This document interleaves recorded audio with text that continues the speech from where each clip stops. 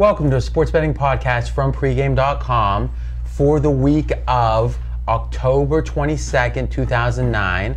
I'm your host, RJ Bell. I'm joined by Marco D'Angelo, 30 years in the business, Vegas runner, genuine professional bettor here in Vegas. This is segment 1 of 5, big game preview, Oklahoma at Kansas. As always, let's start out with a line report from Vegas Runner. All right, this one opened up at Oklahoma -7 as a road favorite with the total 51. And it's as of today, it's still 7, but the total has gone up to 54. So definitely some action right on the over as soon as the number came out. Okay, so typically, from my observations in history, is totals move more than sides, and college totals move more than pro totals. Which in general, I was actually at a social function yesterday, and there was a sports bettor there. It was interesting. He was a kidney doctor, a specialist who actually loves sports betting. And it's kind of fun when you get these guys who are so elite, but then they meet you and they've heard of you or whatever, and you're like a superstar, and they're the kidney doctor. So I guess that's pretty good. But I was telling him that you can always tell how weak or soft the lines are by how much they move. Imagine if the lines maker was right on, the line would never move. Right. And when you see huge moves, like in the WNBA, you know they're not crazy about their lines. Oftentimes, they'll move 6-7 points. Yeah, just like at college basketball totals, where they're so not confident. They'll move a lot. They won't open them till hours before game time. So I guess my point of this little message here is that when you see something like college football totals that will move so much, there's value there. Absolutely. And to look towards the totals instead of the sides might, in general, all things being equal, be the better way to go. All right, so in this game, all right, so now that I look at my notes, you actually have an official free pick on this game. Yes, I do. So why don't I let you make your case? Why should we be playing Oklahoma? Okay, last week I gave under in the Oklahoma game and came through. So this time I'm going to ride the side. I think being able to lay 7 in this spot is a very good price for Oklahoma.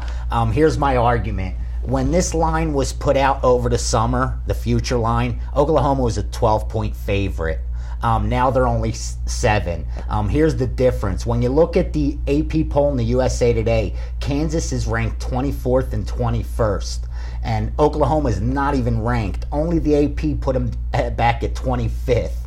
But when you look at the odds makers poll... All right, so that's one interesting thing is we have a home team who is unranked, who is ranked against an unranked road team who's laying a touchdown. So clearly that's a great example how the odds makers pretty much ignore the AP and the general poll. Totally. And you were going to talk about the odds makers. Yeah, they have Oklahoma still the 5th best team in the country, sitting at 3-3. I don't agree with that. The 5th best team in the best team in the country. I don't agree with that.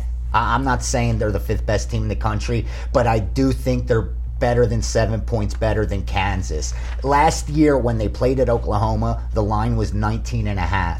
Kansas covered, they only lost by 14. But when you look at this series, the last 5, Oklahoma's won by an average of 21.5 points. So they've owned this team, and I think it's going to be no different. So this sounds like a pure value play. You're exactly. saying this Oklahoma team's had 2 losses. Looking at the circumstances of those losses, what would the line be if Oklahoma were undefeated right now? Correct. Right, and they could have won against Texas. They could have won against. Well, let's think about this. They have 3 losses. 3 losses. Oh my God! And they lost against Miami, which was a close. So they've lost 3 close games, and you're saying. And Kansas could have came into this game 6-0, but they looked ahead and lost as an 8-point favorite against Colorado. But I think the bettors are excusing them because it was a look-ahead game. That's why I think there's still value here. All right, but and I'm sorry, Mark. I know you haven't jumped in yet.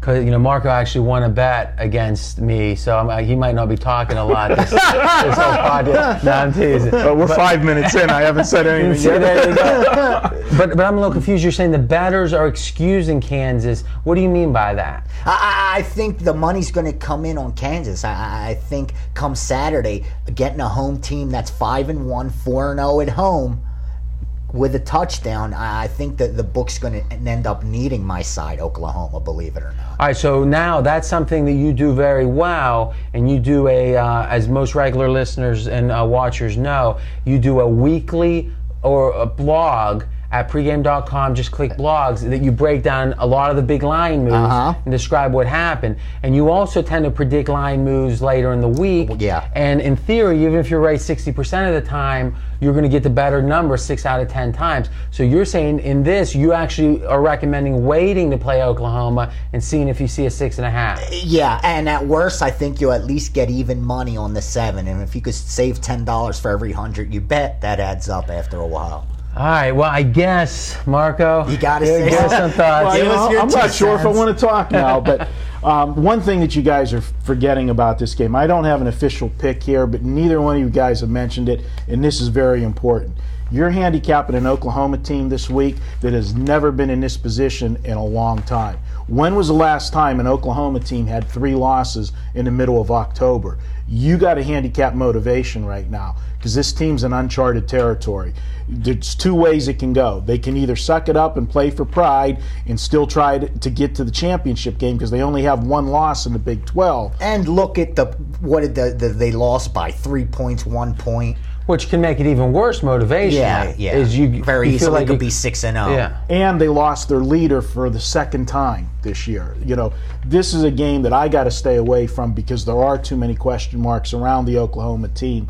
Kansas, you said it, they looked ahead. The MO on Kansas, all offense, no defense. At all. At all. You know, so if Oklahoma comes to play, they will score on this team. You know, that's a reoccurring concept that we talk about, which is in any sport, whenever a team has been disappointed in their season goal, whatever it is, if it's being a 500 team, if it's winning the national title, that next game is always the hardest because imagine the great disappointments in your life. Are you really ready to get your nose to the grindstone soon after that?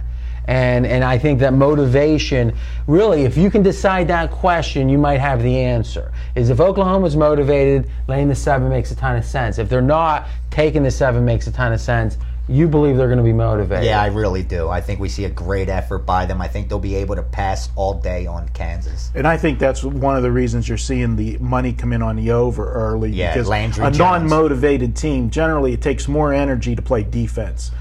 But if we're assuming they're not going to be motivated, then the 7, taking the 7's a lot of value. Taking the 7's a lot of value, but I'm getting back to the situation.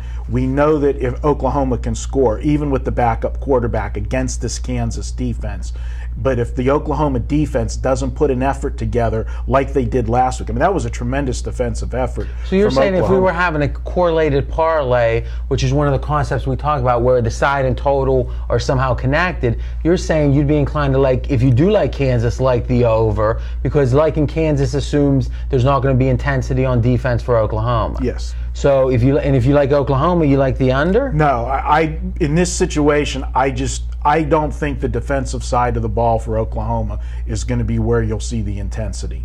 They played their hearts out last week, holding Texas to what they did. Couple quick comments. And the Big 12 is actually the college conference I follow the closest. Oklahoma is 6-1 as a road favorite in last 7, which shows you that when they can out-physical a team, they tend to just be bullies. Yeah. And when they are against teams that are physically equal, they don't seem to do as well, certainly in the last few years. Don't forget, it used to be big game Bob Stoops. That's no longer the case. Number 2, this Kansas team has been underappreciated now for a number of years. They have won 24 of 34 games ATS. Not home, not away, just last 34 times you would have won 24. Wow. This is an underrated team, but again, this year they've started to get a little bit more respect. And VR, you have an official pick on Yes, Oklahoma. I do. I'm going to lay the 7 points with Oklahoma and agree with the odds makers that Oklahoma is still a much better team than Kansas. All right, good stuff. This has been segment 1 of 5. We're going to come right back with segment 2, in which we're breaking down the ABC night game. And remember, you can get all of our videos at pregame.tv, or if you want to download and listen, just go to iTunes and search for pregame.com.